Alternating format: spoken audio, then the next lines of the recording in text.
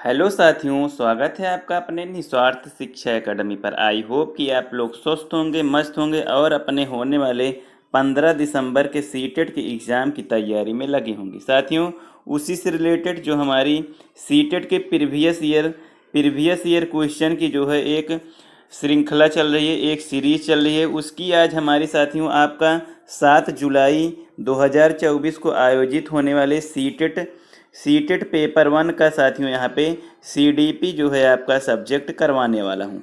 पिछली जो है साथियों 21 जनवरी 2024 को आयोजित होने वाले सीटेट का प्रीवियस ईयर क्वेश्चन का सॉल्यूशन नहीं देखे हैं तो चैनल के प्लेलिस्ट में जाके आप देख सकते हैं। साथियों, सीटेट प्रीवियस ईयर क्वेश्चन के नाम से एक प्लेलिस्ट बनी है, उसमें जाके आप लोग विभिन्न सब्जेक्टों के जो है यहाँ पे क्वेश्चन ईयर सॉल्व जो है देख सकते हैं। तो चलिए स्टार्ट करते हैं। उससे पहले साथियों आप चैनल पर नए हैं तो चैनल को सब्सक्राइब कर लीजिए, जिससे आपको समय समय पर नोटिफिकेशन मिलती रहे। तो चलिए स्टार्ट करते हैं और देखते हैं अपने पहले प्रश्न से। हमारा पहला प्रश्न यहाँ पे बताना है कि निम्नलिखित में से कौन सा निरंतर और व्यापक मूल्यांकन का समर्थन करेगा। साथियों, निरंतर और व्यापक मूल्यांकन की बात करें तो निरंतर और व्यापक मूल्यांकन की समर्थन साथियों यहाँ पे वृद्धि और अधिगम प्रगति पोर्टफोलियो के द्वारा किया जाएगा। साथियों, वृद्धि ग्रोथ एंड लर्निंग प्रोग्रेसिव। साथियों, जब प्रोग्रेसिव रहेगा वहाँ पे प्रोग्रेस करेगा बच्चा, उसके प्रोग्रेसिव का जो पोर्टफोलियो बनाया जाएगा तो उसके सतत और व्यापक मूल्यांकन का जो है यहाँ पे समर्थन करेगा। तो इसलिए यहाँ पे राइट आंसर ऑप्शन नंबर 2 हो जाएगा। चलिए आगे बढ़ते हैं, अगला प्रश्न देखते हैं। हमारा अगला प्रश्न क्या कह रहा है। हमारा अगला प्रश्न है अभिकथन और कारण से रिलेटेड। यहाँ पे हमारा प्रश्न है, यहाँ पे अभिकथन कारण के बारे में कितना सही है यहाँ पे हम लोग देखते हैं। तो चलिए स्टार्ट करते हैं। अगला प्रश्न, शिक्षकों को बच्चों के साथ काम करते समय लगातार अपने स्वयं के दृष्टिकोण और पूर्वाग्रहों की जांच करनी चाहिए। बिल्कुल सही साथियों, यदि कोई शिक्षक है और बच्चों के साथ काम कर रहा है तो उसको करते समय लगातार अपने स्वयं के दृष्टिकोण और जो प्रिजुडियस होता है साथियों शिक्षक के मन में, उसकी जांच जो है समय समय पर करनी चाहिए।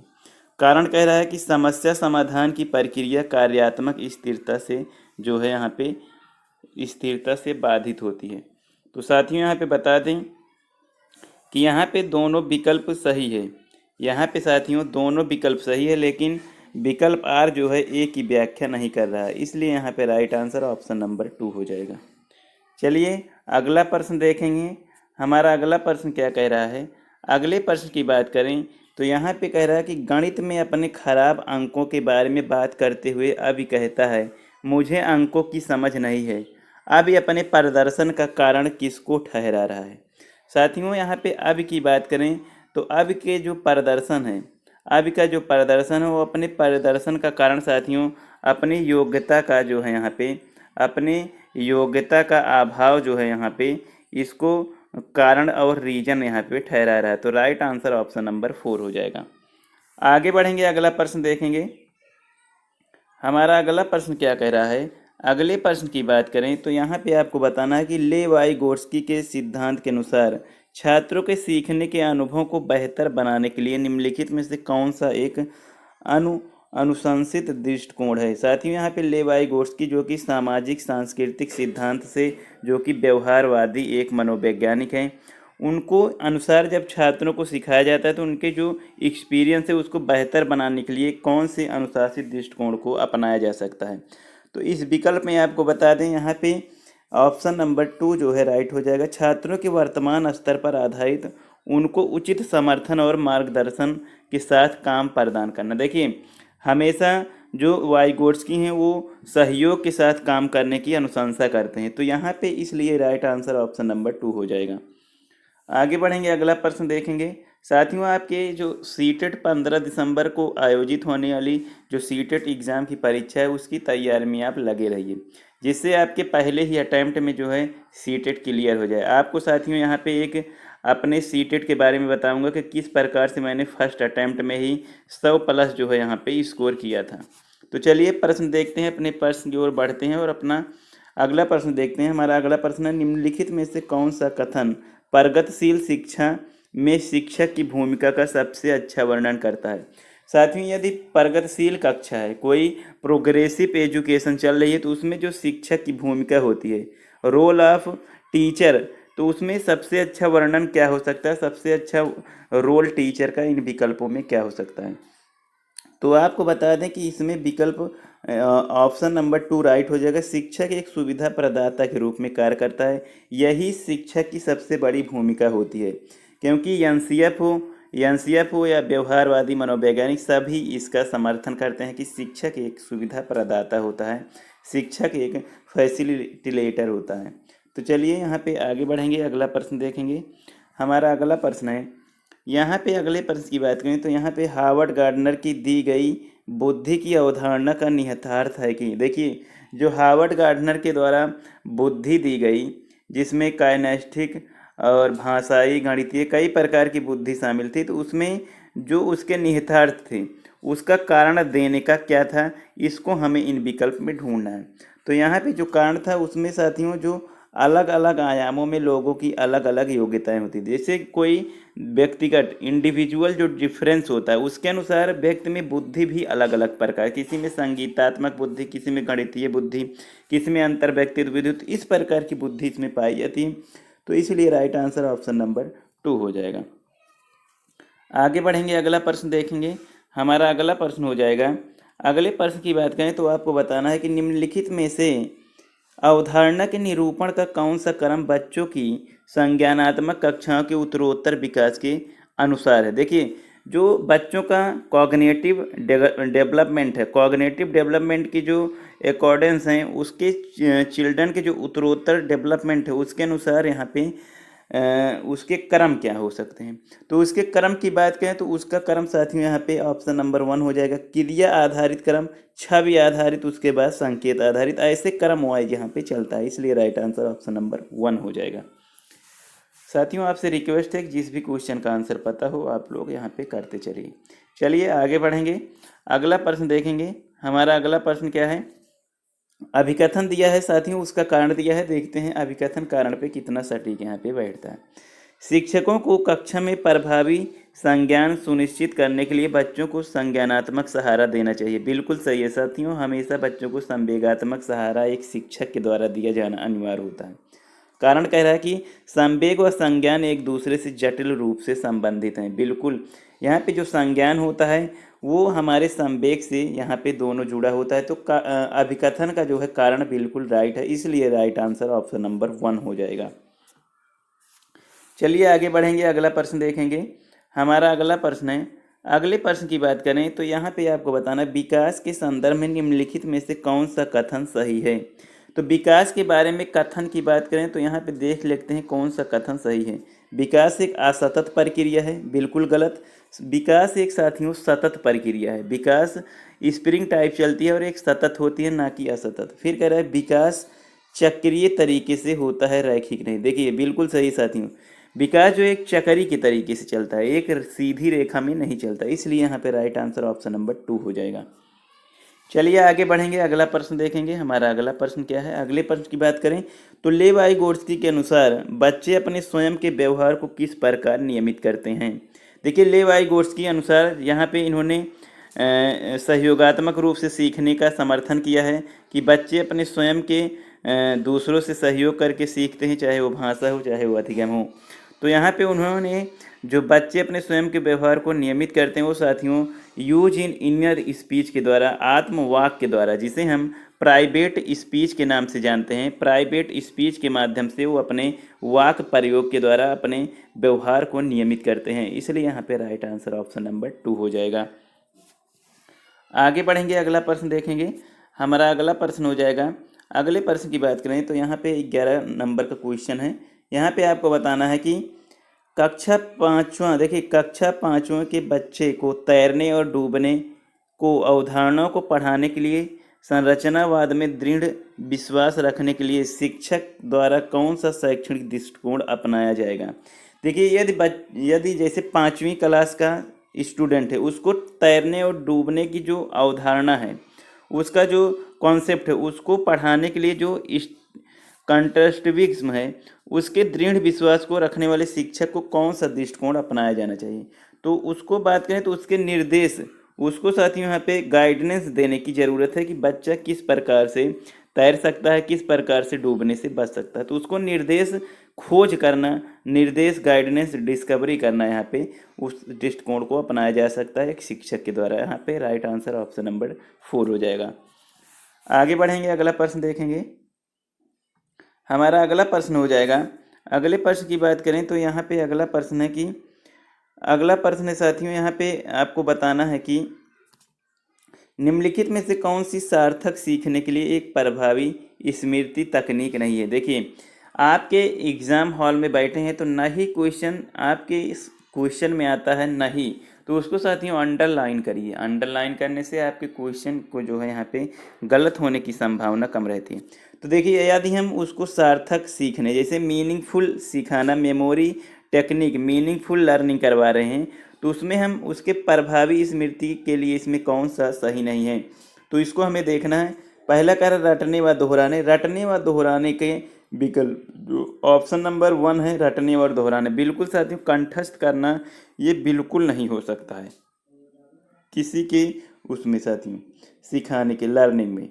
अगला क्वेश्चन, अगला ऑप्शन है, तो यहाँ पे यही साथियों राइट हो जाएगा, ऑप्शन नंबर 1 हो जाएगा, क्योंकि ये यहाँ पे निगेटिव होता है। बच्चों को स्मृति के लिए रटना व दोहराना जो है एनसीएफ हो या व्यवहारवादी मनोवैज्ञानिक है, सब यहाँ पे गलत मानते हैं। चलिए आगे बढ़ते हैं, अगला प्रश्न देखते हैं। हमारा अगला प्रश्न है, अगला प्रश्न निम्नलिखित में से कौन सा एक अच्छी तरह से तैयार किए गए आलोचनात्मक सोच वाले प्रश्न की विशेषता नहीं है। देखिए, आलोचनात्मक जो सोच है, देखिए जो क्रिटिकल थिंकिंग है, उसके प्रश्न की विशेषता नहीं है। नहीं शब्द दिया है तो हमें आलोचनात्मक सोच के बारे में जो प्रश्न नहीं हो सकता, इसमें विकल्प में ढूंढना है। तो आपको बता दें, यहाँ पे यह खुला प्रश्न है और कई उत्तरों को प्रस्तुत करने की अनुमति देता है। बिल्कुल सही है, क्योंकि एक क्रिटिकल थिंकिंग के बारे में क्वेश्चन होता है।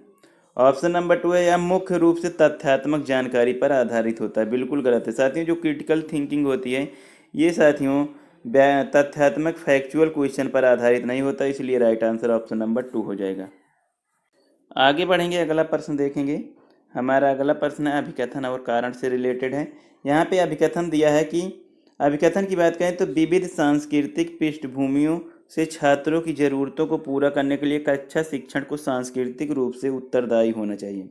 साथियों, सांस्कृतिक रूप से उत्तरदायी होना चाहिए, क्योंकि बच्चे विभिन्न पृष्ठभूमि से आए हैं और विभिन्न जो है व्यक्तिगत भिन्नता रखते हैं। तो ये साथियों अभिकथन बिल्कुल सही है। उसके बाद आर कथन के बारे में बात करें तो कक्षा में समता केवल मानकीकृत पाठ्यचर्या व आकलन के द्वारा सुनिश्चित की जा सकती है। बिल्कुल गलत है साथियों, मानकीकृत जो पाठ्यचर्या है, मानकीकृत पाठ्यचर्या स्टैंडर्ड जो करिकुलम है, इसको जो है आकलन के लिए सुनिश्चित नहीं किया जा सकता है, इसलिए ये कारण गलत है। तो यहाँ पे हमारा राइट आंसर ऑप्शन नंबर 3 हो जाएगा। ए सही है, लेकिन आर कारण जो है यहाँ पे गलत है। आगे बढ़ेंगे, अगला प्रश्न देखेंगे। हमारा अगला प्रश्न है, अगले प्रश्न की बात करें तो यहाँ पे आपको बताना है कि जागृति को पता चला कि उसका कुत्ता रस्टी एक गोल्डन रिट्रीवर है। जब वह एक कुत्ते को देखती है तो रस्टी जैसा दिखता है, लेकिन एक अलग नस्ल का है, तो वह उसे भी कुत्ता ही समझती है। जीन पियाजे की संज्ञानात्मक विकास के सिद्धांत के अनुसार किस अवधारणा को प्रदर्शित करता है। देखिए, जब कोई जैसे कोई स्टूडेंट है, कोई बच्चा है, वो यदि कोई धारणा बना लेता है कि वही जो है यहाँ पे, जैसे रोस्टी जो है वो गोल्डन रिट्रीवर जो उसका कुत्ता है, वो दूसरे कुत्ते को भी समझती है कि वही उसी तरीके से वो कुत्ता है, लेकिन उसकी वैरायटी जो है, उसकी नस्ल अलग है। तो साथियों एसिमिलेशन कर रही है, यहाँ पे समायोजित, यहाँ पे समायोजन को प्रदर्शन कर रहा है, इसलिए राइट आंसर ऑप्शन नंबर 4 हो जाएगा। चलिए आगे बढ़ेंगे, अगला प्रश्न देखेंगे। हमारा अगला प्रश्न है, अगले प्रश्न की बात करें तो यहाँ पे आपको बताना है कि आनुवांशिकता पूरी तरह से एक व्यक्ति के खालिस्तान का निर्धारण करती है। देखिए, जो आनुवांशिकता है, आनुवांशिकता की बात करें तो आनुवांशिकता व्यक्ति के जो है सेक्स अर्थात लिंग को जो है यहाँ पे निर्धारण करती है, इसलिए राइट आंसर ऑप्शन नंबर 1 हो जाएगा। सॉरी साथियों, यहाँ पे कई ऑप्शन दिए हैं, उसमें से हमें चुनना है। तो यहाँ पे देखिए, सेक्स जो है पूरी तरीके से आनुवांशिकता पर निर्भर करती है, तो यहाँ पे हमारा जो राइट आंसर हो जाएगा ऑप्शन नंबर 1 हो जाएगा। आगे बढ़ते हैं, अगला प्रश्न की बात करते हैं। हमारा अगला प्रश्न है,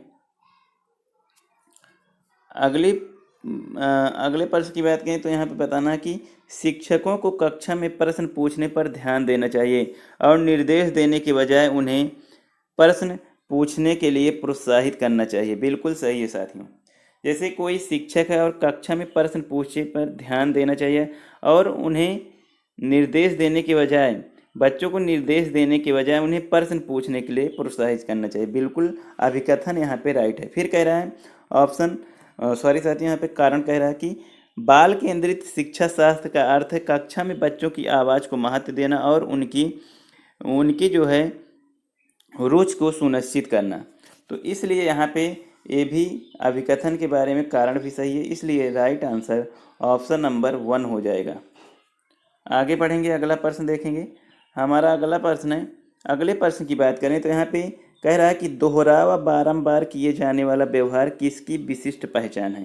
जैसे कोई स्टूडेंट है और व्यवहार में बारंबार दोहराव कर रहा है, रिवीजन कर रहा है बारंबार, तो उसका व्यवहार किस विशिष्ट पहचान है, उसकी जो आइडेंटिफाइंग है करेक्टरिस्टिक, वो जो है किस प्रकार से यहाँ पे उसका प्रदर्शन कर रहा है। तो उसकी बात करें तो स्वालीन क्रम विकार की जो है यहाँ पे विशिष्ट पहचान कर रहा है।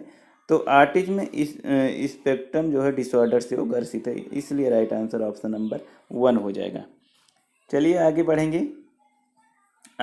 अपना अगला प्रश्न देखेंगे। अगला प्रश्न है, शिक्षार्थी अधिगम प्रक्रिया में व्यस्त और सक्रिय रूप से शामिल महसूस करते हैं जब।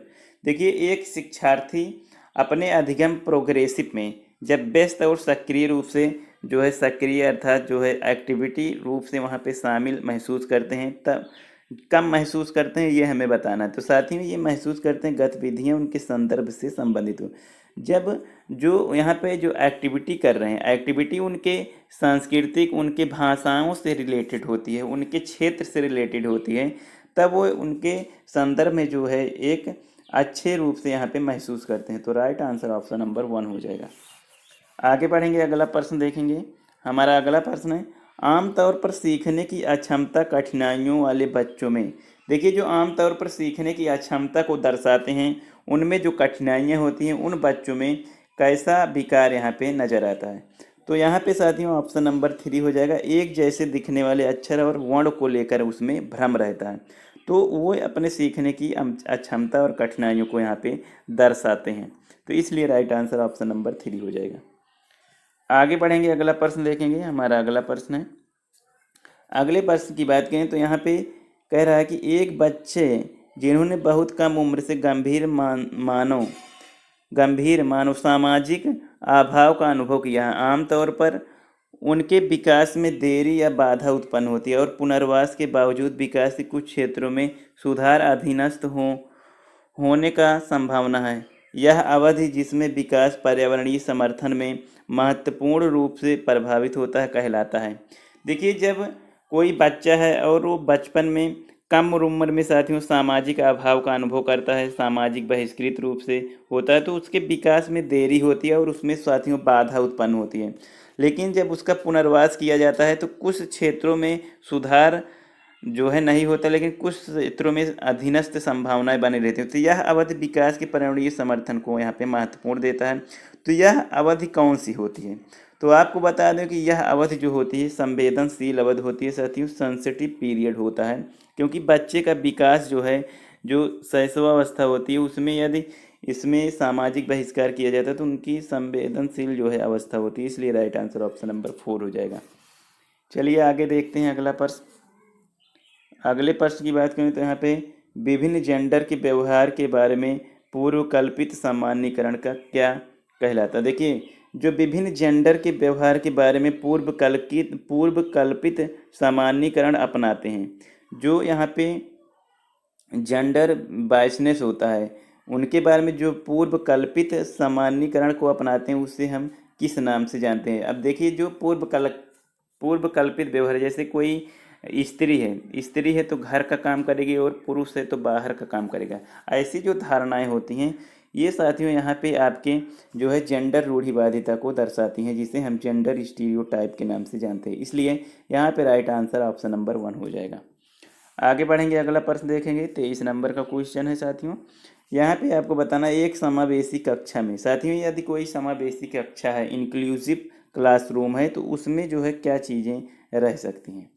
चलिए ऑप्शन के अकॉर्डिंग देखेंगे। ऑप्शन है, एक विशेष विशेष बच्चे हमेशा अपने पाठ्यचर्या पर काम करते हैं, कोई विशेष बच्चा नहीं होता इसमें। इसमें साथियों पिछड़े, दलित, आदिवासी, दिव्यांग सबको एक साथ लिया जाता है, तो ये गलत ऑप्शन हो जाएगा समावेशी कक्षा के बारे में। फिर कह रहा है कि सभी बच्चों की एक कक्षा की गतिविधियों तक पहुंच और वे कक्षा की क्रिया में शामिल होते हैं। बिल्कुल सही है साथियों, ये इंक्लूसिव एजुकेशन के बारे में यहाँ पे राइट आंसर ऑप्शन नंबर 2 हो जाएगा, क्योंकि इंक्लूसिव एजुकेशन समावेशी कक्षा में सभी बच्चों को साथ लेकर चला जाता है। आगे बढ़ेंगे, अगला प्रश्न देखेंगे। हमारा अगला प्रश्न क्या कह रहा है। अगले प्रश्न की बात करें तो यहाँ पे आपको बताना कि आलोचनात्मक सोच वाले प्रश्न पूछने का प्राथमिक उद्देश्य क्या है। जैसे कोई बच्चों से हम क्रिटिकल थिंकिंग वाले क्वेश्चन पूछते हैं तो उसका प्राथमिक उद्देश्य क्या होता है साथियों। जब हम किसी बच्चे से क्रिटिकल थिंकिंग वाले क्वेश्चन पूछते हैं तो उसका उद्देश्य होता है कि उसके उच्च स्तरीय सोच और उसके जो समस्या समाधान स्किल को यहाँ पे बढ़ावा देना है, तो इसलिए राइट आंसर ऑप्शन नंबर 3 हो जाएगा। आगे बढ़ेंगे, अगला प्रश्न देखेंगे। अगले प्रश्न की बात करें तो यहाँ पे सामाजिक संरचनावादियों के अनुसार अधिगम की प्रक्रिया के बारे में निम्नलिखित में से कौन सा कथन सही है। देखिए जो यहाँ पे सामाजिक सोशलिज्म स्ट्रक्चरिज्म वाले जो अधिगम है उसके अनुसार जब हम लर्निंग की प्रक्रिया करवाते हैं, इसमें कौन सा कथन विकल्प में ऑप्शन में सही है। तो यहाँ पे जो विकल्प यहाँ पे राइट है, ये यहाँ पे option number 4 is the right answer, क्योंकि अधिगम अर्थ निर्माण की एक सामाजिक प्रक्रिया है, क्योंकि अधिगम मीनिंग फुल चलती है, इसलिए राइट आंसर ऑप्शन नंबर 4 हो जाएगा। आगे बढ़ेंगे, अगला प्रश्न देखेंगे। 26 नंबर का क्वेश्चन है। साथ ही यहाँ पे आपको बता दें कि यहाँ पे अभिकथन और कारण से रिलेटेड क्वेश्चन है, तो चलिए देखते हैं। यहाँ पे आपको बताना कि जबकि कुछ बच्चे 12 महीने की उम्र में बड़बड़ाना और 2 शब्दों का वाक्य बोलना शुरू कर देते हैं, 20 महीने की उम्र तक ऐसा नहीं करते हैं। देखिए जब कोई बच्चा होता है और वो 12 महीने की उम्र में बड़बड़ाना शुरू कर देता है, उसके बाद 20 महीने की उम्र में जो है ये ऐसा नहीं करता, तो उसका जो डेवलपमेंट है वो डेवलपमेंट शुरू हो जाता है कहाँ 12 महीने कहाँ 20 महीने, इसलिए वो बाद में बड़बड़ाना कम कर देता है। तो इसलिए यहाँ पे अभिकथन हमारा राइट हो जाएगा।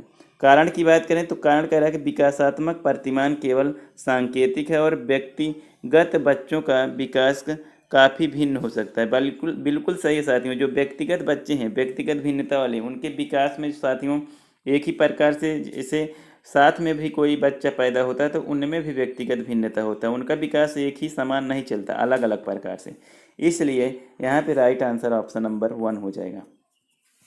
चलिए आगे देखते हैं अगला प्रश्न। अगले प्रश्न की बात करें तो यहाँ पे आपको बताना है बच्चों की लंबाई और वजन में वृद्धि किसका कारण है। देखिए जब किसी बच्चे के जो ग्रोथ डेवलपमेंट होता है, उसके ग्रोथ डेवलपमेंट उसकी लंबाई चौड़ाई में वृद्धि होती है, तो ये साथियों किसका उदाहरण हो सकता है। तो ये साथियों यहाँ पे क्वांटिटेटिव चेंज होता है, मात्रात्मक परिवर्तन इसमें होते हैं, इसलिए राइट आंसर ऑप्शन नंबर 1 हो जाएगा। आगे बढ़ेंगे, अगला प्रश्न देखेंगे। यहाँ पे हमारा अगला प्रश्न है। अगले प्रश्न की बात करें तो हेंज की दुविधा को पेश किए जाने पर अरुणिमा तर्क देती है, कानून इन परिस्थितियों के लिए स्थापित नहीं किया गया था। इस स्थिति में दवा लेना वास्तव में सही नहीं है, लेकिन यह उचित है। देखिए हेंज की जो दुविधा, जिन्होंने अपनी पत्नी के लिए दवा चुराने के लिए यहाँ पे काफ़ी सोचा विचारा, इस पे इन्होंने एक थ्योरी भी बनाया, तो इसके लिए यह तर्क देती है कि अरुणिमा जो है तर्क देती है कानून परिस्थितियों के लिए स्थापित नहीं किया गया है, लेकिन इस स्थिति में दवा लेना वास्तव में सही नहीं है, तो यह इसके लिए उचित मान रही है। फिर कह रहा है कि लॉरेंस कोहलबर्ग के सिद्धांत के अनुसार अरुणिमा नैतिक विकास की कौन सी अवस्था में। तो साथियों आपको बता दें कि जो अरुणिमा है ये नैतिक विकास के साथियों यहाँ पे नैतिक विकास के नैतिक का विरोधाभास व्यक्तिगत अधिकार व लोकतांत्रिक में जो है इस अवस्था में, इसलिए right answer is the option number 2। आगे बढ़ेंगे, अगला प्रश्न देखेंगे। अगले प्रश्न की बात करें तो यहाँ पे 29 नंबर का क्वेश्चन है कि प्रतिभाशाली बच्चों के संदर्भ में निम्नलिखित में से कौन सा कथन सही है। देखिए जो प्रतिभाशाली बच्चे हैं, जो गिफ्टेड चाइल्ड होते हैं, उनकी जो यहाँ पे ऑप्शन दिया है उनमें से कौन सा उनके बारे में ऑप्शन सही हो जाता है। वो कौन कौन से व्यवहार यहाँ पे दर्शाते हैं। तो यहाँ पे राइट आंसर ऑप्शन नंबर 4 हो जाएगा। प्रतिभाशाली छात्र अन्य छात्रों की तुलना में अपेक्षाकृत उन्नत गति इससे सीखते हैं। उन्नत गति से साथियों यहाँ पे लर्निंग करते हैं, इसलिए राइट आंसर ऑप्शन नंबर 4 हो जाएगा। अपना अंतिम और अगला अंतिम प्रश्न देखते हैं। हमारा अंतिम प्रश्न है, जीन पियाजे के अनुसार निम्नलिखित में से कौन सी क्षमताएं पूर्व संक्रियात्मक अवस्था की विशेषता हैं। देखिए जो यहाँ पे क्षमताएं होती हैं बच्चे की, तो उसमें बताना है कि जीन पियाजे के अनुसार कौन सी क्षमताएं होती है जो प्री ऑपरेशनल स्टेज की अवस्था की विशेषता है। तो आपको बता दें कि जो प्री ऑपरेशनल स्टेज की विशेषता इसमें है प्रतिक्रियात्मक खेल और जीववाद। देखिए जो बच्चे होते हैं सिम्बॉलिक प्ले और एनिमिज्म होते हैं, तो इसलिए यहाँ पे राइट आंसर ऑप्शन नंबर 4 हो जाएगा, प्रतीकात्मक खेल और जीववाद। तो साथियों ये रहे CDP 30 क्वेश्चन की जो है आपके प्रीवियस ईयर क्वेश्चन, जो कि इसका आयोजन साथियों ये प्रीवियस ईयर क्वेश्चन 7 जुलाई 2024 को जो आयोजित यहाँ पे आपका पेपर 1 का जो है यहाँ पे सोल्यूशन कराया गया। उम्मीद करते हैं कि आप लोग को अच्छा लगा हो। साथियों ये अच्छा लगा हो तो साथियों लाइक करना ना भूलिएगा, और जो भी आपके साथी सीटेट की तैयारी में लगे हों, चाहे वो पेपर 1 हो पेपर 2 हो, उनको साथियों ये वीडियो शेयर कीजिएगा, ये क्लास शेयर कीजिए, प्रीवियस ईयर क्वेश्चन की ये सीरीज शेयर कीजिए, जिससे उनका भी सीटेट जो है फर्स्ट अटैम्प्ट में क्लियर हो जाए। जिन साथी का 1-2 नंबर से रुक जाता है उनका भी क्लियर हो जाए। साथियों मैं यही उम्मीद करता हूँ कि मेरे द्वारा जो क्वेश्चन कराया जाता है उससे आप लोगों को हेल्प मिल सके और आप लोग एक अच्छे तरीके से यहाँ पे सीटेट में अच्छा स्कोर कर पाएँ। तो चलिए साथियों शेयर करना ना भूलिएगा, और चैनल पर नए हो तो चैनल को सब्सक्राइब कर लीजिएगा। इसी के साथ साथियों अलविदा लेता हूँ। थैंक यू साथियों, जय हिंद।